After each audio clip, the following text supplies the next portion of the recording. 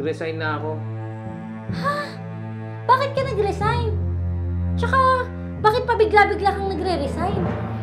Matagal ko nang pinag-isipan to. Magne-negosyo kasi ko. Mas may chance pa tayong yumaman dito. Babe, tanda mo, walang yumayaman sa pagiging empleyado. Okay din tong palette na to. Maganda yung brand niya, ha? Tara na! Wala ka bang pasok today? Nag-resign na ako. Ha? Bakit ka nag-resign? Tsaka, bakit pa bigla-bigla kang nagre-resign? Matagal ko nang pinag-isipan to. Magne-negosyo kasi ko. Mas may chance pa tayong yumaman dito.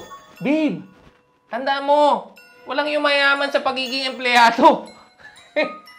Tanda mo yan. Tanda mo, walang yumayaman. Promise.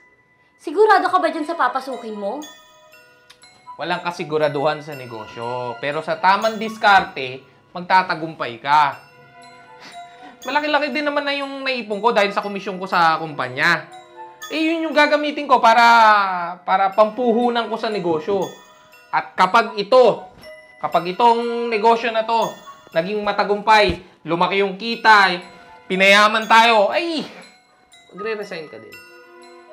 Yung ko sa'yo, Lucas. Pabigla-bigla ka.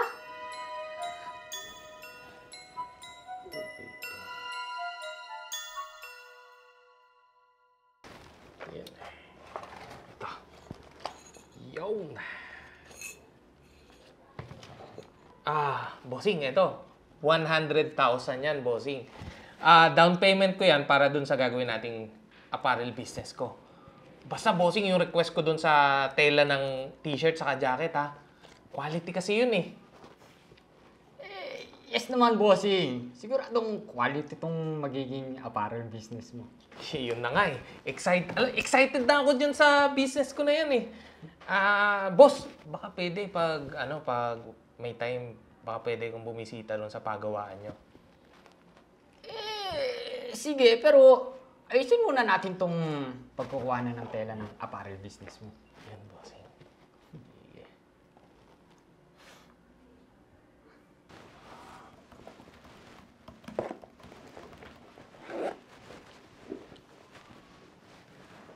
Babe, ano nga palang pangalan nung supplier mo tsaka anong company?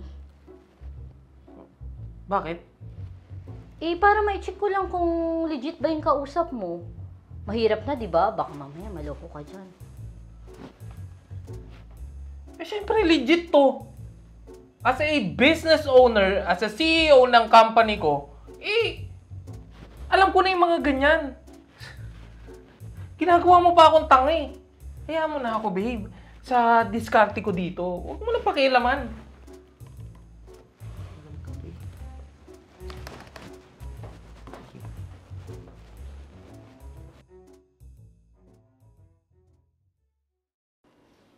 Ay, bossing. Napatawag ka. May problema ba? Actually, hindi naman siya problema. May konting adjustment lang. Adjustment? Yung supplier kasi ng tela na gusto mo, Oh. wala daw silang stock ng gusto mo eh. At hindi pa daw sure kung kailan ulit makapag-produce. Boss, paano yan? Nakaplano na yung launching nung business ko na yan. Saka hindi ako makapagbenta agad. Masaside ako, boss. Yan lang yung source of income ko eh. Yun na nga. May iba akong supplier. Yun naman pala. Napakabawa. Pero, boss, kailangan kasi nila ng down payment. 100K. 100K? Di ba nag-down payment na ako doon sa una nating kausap na supplier? 100,000 yun eh. Hindi pa ba pwede yun? Boss, 15 days pa kasi ang process of releasing ng pera nila sa company. Once na ipasok na sa kanila yon. Kapag inintay naman natin yun, madidelay tayo. Pero after naman ng 15 days, ibabalik din ng kaagad nila yon. Ang sa akin lang, abuluhan mo muna yung bago nating supplier.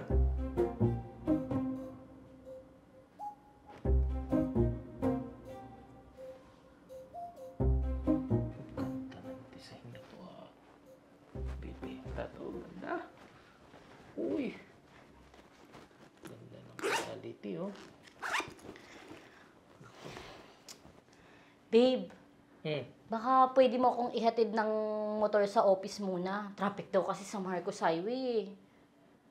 Sorry babe, na benta ko na yung motor eh. Ha? Bakit? Pinandagdag ko sa puhunan ng business. Nagbigay ulit ako ng 100,000 sa supplier eh. Kailangan eh. Mag-commute ka na lang muna. Kapag kumita ng malaki yung business natin, bibili ko ng bagong motor. Tapos bibili na rin ako ng kotse. Ay, pati bisikleta, bibili na ako. Oo.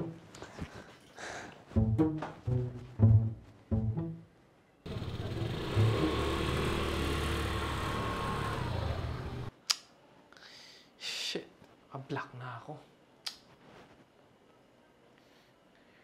Ba't hindi ma-message?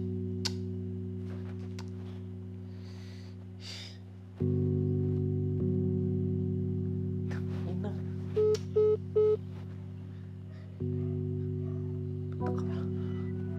Unattended na. Shit. Na. Oh, anong nangyari sa'yo? Hindi ko makontak si Joel eh. Yung supplier ko sa apparel business ko. Tinatawagan ko, hindi ko makontak. Tapos, naka-block pa ako sa Facebook niya, saka sa Messenger eh. Yan na nga ba sinasabi ko eh. Di bale, pupuntahan ko na lang yun. Alam ko naman yung address niya eh. Pupuntahan ko siya.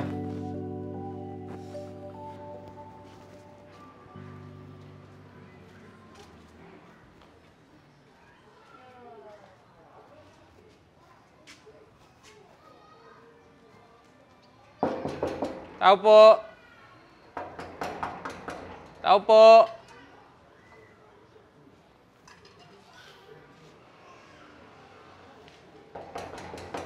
Tao po.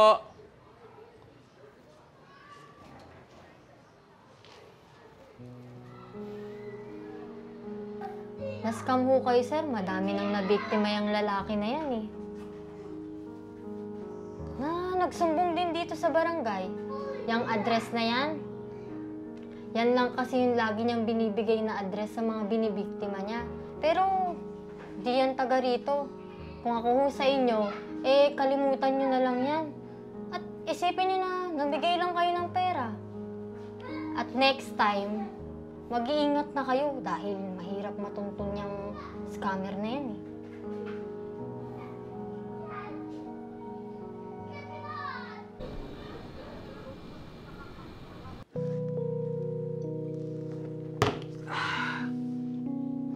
Shit. Whew. Okay, yan na. Whew. Babe, Tanga ko. Tanga-tanga ko. Na-scam ako sa pagnenegosyo. Masyado kasi ako na-excite eh. Nagmarunong ako kahit wala naman talaga akong kaalam-alam. Bobo. Tanga ko. Putang ina. Na-scam ako.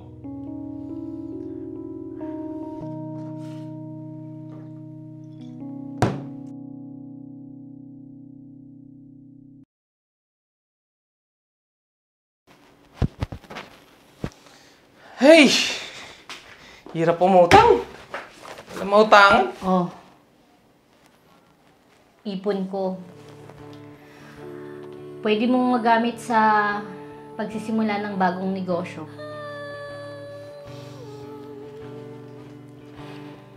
Salamat, babe. Pero ngayon, pagtutulungan na natin ang negosyo. At magiging mas maingat na ako. At nag-iisip. Babe, sorry.